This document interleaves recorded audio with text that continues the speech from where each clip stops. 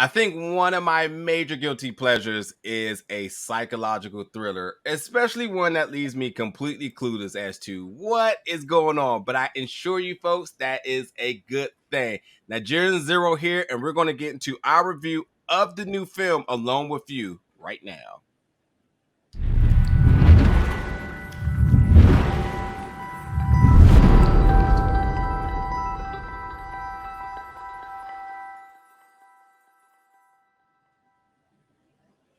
What's going on, everybody? Welcome back to the channel today for another movie review. And today we're going to be reviewing the film Alone with You, which made its world premiere this year at Fantastic Film Festival or Festival, whatever you want to call it, 2021.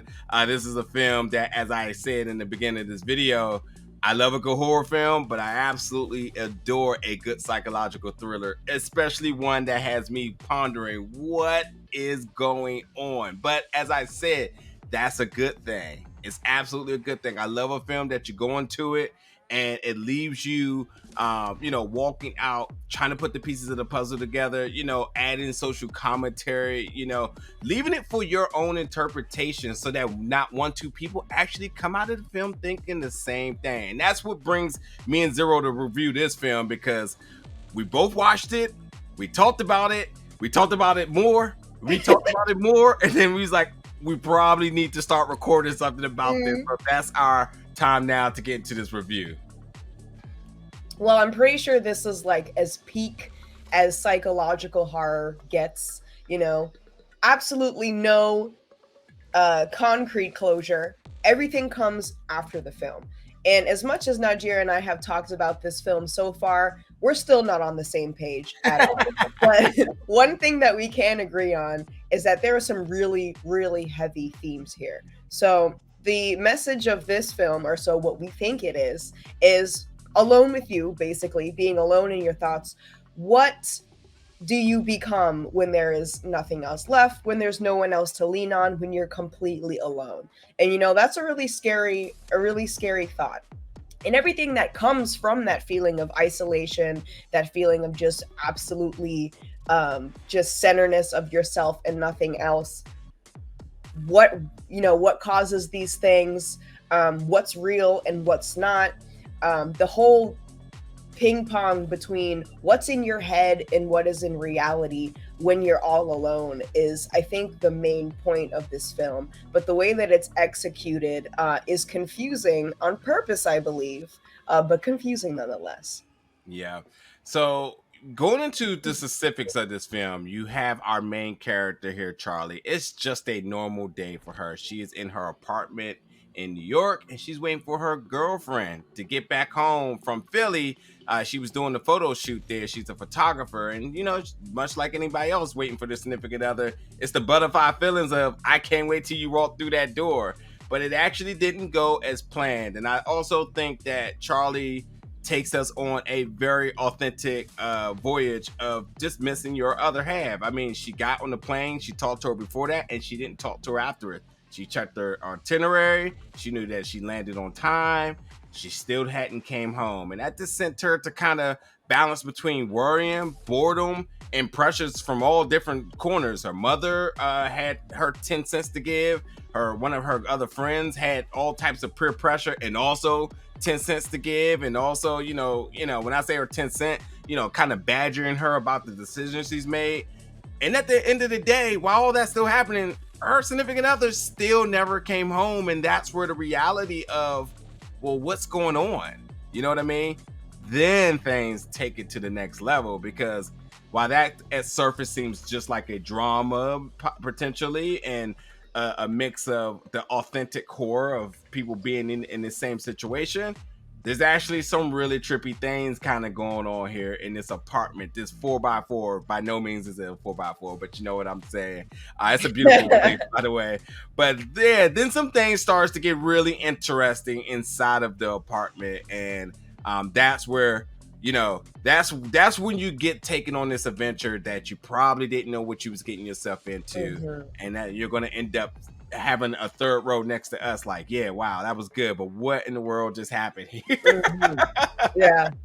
as soon as the pressures from all of these outside sources, like you said, Charlie's friend, who she's FaceTiming, Charlie's mom, who she gets on a Skype call with, and all those pressures that she's getting from outside sources, plus the added on of the isolation of just being alone in her apartment, the worriness of her significant other not coming home and being MIA, just tricks her brain. That's when the horror really sets in. And then, like I said before, that's when this phenomenon of what's real and what's not really starts to kick up, and the horror really does start to kick up. And I think that's really relatable, because when you're alone, your brain will do lots of awful, terrible things to you, and Yeah, that's just real life horror. When you're alone with your thoughts, it gets really crazy, especially right after hearing various opinions from people who do care about you but may not want the best for you, may not want the best for your significant other, etc. But it gets really heavy. And I think I would have liked a little more closure to the horror IRL side of what's happening in the apartment. Although it is extremely relatable. I won't say it's 4x4, but as a New Yorker myself who lives in a tiny apartment, I'm gonna go 500, 600 square feet, which still isn't that big at all. yeah, You know what I'm saying? But yeah. um, I lost my train of thought. Let's see. um, I'll say this. I'll say this. What the film does really good is it butters you up, it softens you up, because the opening shot cinematography is really fantastic, and it gives you the sense of comfort. They're on the beach, and the colors usage, the color usage in the beginning, and sends you one way, and then ultimately once she starts to get into the reality that her significant other may be in danger, and you start to see more of a mental battle, and then there's actually some physical issues actually going on. She actually gets stuck in her apartment, so pressure, stress, all sorts of different forms of like mental issues are coming her way, because it went from just what was going to be a good day to ultimately turning into something totally different. And then, as I said, weird things start to happen in the apartment. Again, she gets locked inside of it, which is like something I never have heard of that happening to anybody, but we'll go with it. But then, like, different anomalies are happening within the apartment. Time, she seems to be in this paradox of time, that time isn't moving how others on the outside is seeing it. Things are, I mean, she's hearing noises inside of this apartment. Things are shifting for the viewers to be able to see. So you have to pay attention to detail in the background, because other different things are happening there. And then just the just the performance by Charlie, played by Emily Bennett, excuse me, also gives you that extra heightened level of urgency throughout all of her mannerisms, especially facial expressions and emotions, that you tend to feel fear for her, then feel for her, and then worry for her. Like, you're going through all of these with her, because like at the same time, while all these things are kind of happening, you're still wondering like what's happening. Why is time acting this way? What is in her apartment? What's making that noise? Where is her girlfriend? You know what I mean? Where's the help to get her outside of this apartment? How long is she going to be stuck inside this? Also, she has a Sphinx, which I really love that cat. Yeah, Also, so who should have just saved the day? That should have been how this movie was yeah, done. Like, the yeah. Sphinx just comes in and swipes a few things and blows up the door. Like, I would have went with that in it. But Mm. yeah, the contrast too. I just want to to kind of bring that full circle. Is that the beginning is shot in a beautiful way, in a sense of comfort. Then the apartment kind of feels like a prison. And then you see the film bounce between the two settings as you're trying to figure out what's the mental state of our character as she goes through everything in this film. And you have that along with what's happening. And then the idea, like you said earlier, what's real, what's not real. All these things are happening. And if you really look at, shall I say, the science of the cinematography here, when you start paying attention to the colors and then how the score is complementing it, it sends you into a whirlwind of like possibilities of outcome yet trying to really distinguish the truth against the lie, with the real against the fake here. So Right. that's why I liked it. It's so many ways to interpret the film, Hmm. and even if you don't want to go that deep into it, you still can enjoy it just alone by performances, and just alone about the idea that this is a you can almost go like a haunted house style of Yeah. genre and be comfortable with that. Yeah, I think you can enjoy this movie from just a very shallow surface level. Girl is locked inside of her apartment. Weird stuff is happening. It's making me uncomfortable. I want to get out, but I can't. But after talking about this over and over and over again, after my first view, in Nigeria's first view, we began to believe that everything comes from the point of view of our main character, whether it be how the tone changes, what she's hearing, what's happening around her, these pressures that she's feeling, everything aside from what the characters literally say to her, what her friend says to her on her phone, what her mom says to her. Everything else is kind of like taking a backseat in our main character's mind. So she is projecting all of this crazy stuff that's happening. And when you break this film down, it actually can make more sense in your head when you think about it that way. And I wish I would have thought about it that way during the viewing, but that's just how psychological horror works. It's never going to come to you that in that moment. It's always going to be a couple hours later. But when you start to think about it that way, and about how it doesn't matter what's real and what's not, everything is a projection.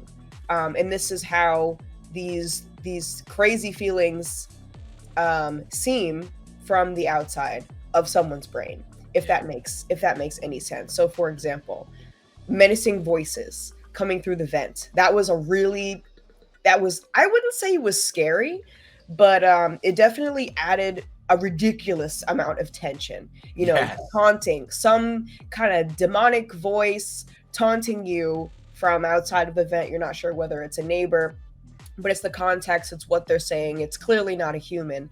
That means something. It might not literally be a demon next door that is taunting our main character Charlie, but it's whatever dialogue coming at her, and her brain is kind of projecting it in the way that this is what it feels like getting these directed at me. And then, as we were talking about just how beautiful the exposition was. The beginning of the film, everything seemed happy. It was bright. It was colorful. Everything that is the opposite of her apartment. I think the difference between those two as well was a projection of however she's feeling. That started the clean slate in the beginning of the film. This is normal. This is how things should be. Yeah. And then everything that follows that can't quite match that normal. And Yeah. there are times in the movie where our main character Charlie tries to escape, not literally escape, but escape her current state. And it brings her back to that original happy place that Yeah. we saw in the beginning. Yeah. But it's not quite the same. The color's off. The sound is off. It's maybe a little bit more muffled than before. And that's another example of her brain projecting. You're trying to escape to your happy place, Yeah. that is in your brain, a memory where you felt really good. But it's really hard to really emulate that when you're going through a really, really hard time. And I think it's just a metaphor for how we try to escape, but always it's not as easy and as seamless as just taking a deep breath and sending your brain somewhere else. Yeah. It's a little more complicated than that. And once I thought about it that way, I think I was able to process the ending a little bit easier. But like with most psychological horror, there's not just black and white. It's all up for interpretation. But I think as a whole, what viewers can interpret from the ending is not a happy one. Yeah. Wherever direction you want to take this, whatever you got from this film, Yeah. it's not a happy ending. I think that we can all agree on that. Yeah, I would add a little bit to that, but I won't because it'll be a spoiler. But yes, you're absolutely right, and I will say this too, and I also don't want to take away from anything you say because I totally agree. But I will say, in the train of thoughts of everything you were saying, upon when I was first watching this well too, I was even going as simple as like Does she have a concussion? Is she having a manic attack right now? Uh-huh. Because she is truly mentally being tested. Mhm. And Yeah. it is a whole bunch of, is this real? Is Mhm. she really hearing that? Did she really see that? Mhm. Are these things really happening? But But they either way, feel real. They yes. feel real to Yeah, her. Mhm. exactly. But yes, folks, we really want you to check this film out. We enjoyed this one. More or less, we totally want you to, give us your thoughts, your explanation of what you think was happening in this film. And big kudos to the co-writers and directors Emily and Justin in doing this. I can't wait to see what they do next. I love a good psychological thriller. This was their debut feature-length film, and this was impressive. So I'm definitely looking to see where they go next. But I am truly interested in knowing you folks your thoughts about the outcome of this film and what was all going on, because it's left open for interpretation for a reason. That means you gotta get to talking about it. So Mhm. There's so only one way to get there. Yep. So you can even check out this film at Fantastic Fest 2021. You can purchase this digitally there, or Dark Star Pictures will be releasing this digitally soon too. So you got a couple of ways you can check this out. So totally, once you do so, jump in the comments, let us know your thoughts about this, and stick around, folks, for more reviews very soon.